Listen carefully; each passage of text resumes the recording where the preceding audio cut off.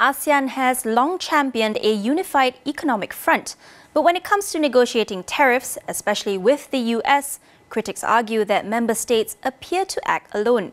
With each ASEAN country subject to different tariff regimes, does it make more sense to negotiate bilaterally on their own or come together as a bloc with a collective leverage? Prof Shandre Mugan Thangavelu, head of the Jeffrey Cheah Institute on Southeast Asia, weighs in.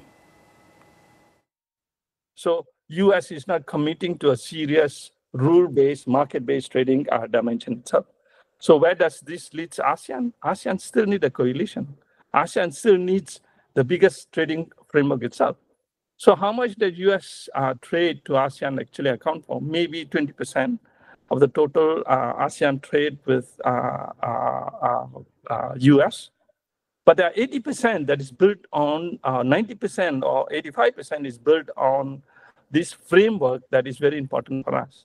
So from a long, enduring, sustainable, and inclusive growth that we can create, it's the 85% that is based on a rule-based, market-based, and a coalition-based framework.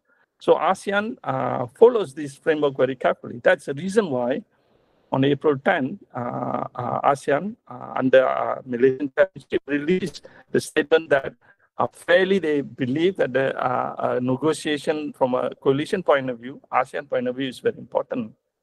And they emphasize the importance of WTO, they emphasize the importance of rule and market-based trading area, which actually underpins how businesses need to do their work. Shandre added that while some ASEAN countries have been pursuing bilateral tariff deals with the US, most prefer collective negotiations through ASEAN for better leverage. So with the current framework, if bilateral FTAs and countries go on themselves and negotiate with that ASEAN, it doesn't actually help them because the whole framework of ASEAN, as I mentioned, is built on businesses participating in this framework. From either as a flying geese in the 70s and 80s, currently the global value chain itself. So bilaterally, if countries negotiate, it is an important thing, I guess, because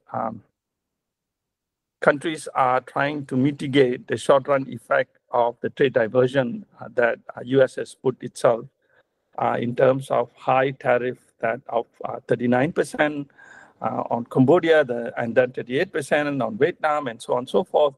On top of whatever the tariff line is, it's on top add-on component.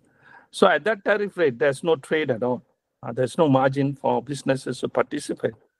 So only 3 countries are bilaterally negotiating, and ASEAN already put up a statement that fairly there are many frameworks that can negotiate with US and bring US back into the negotiation table itself.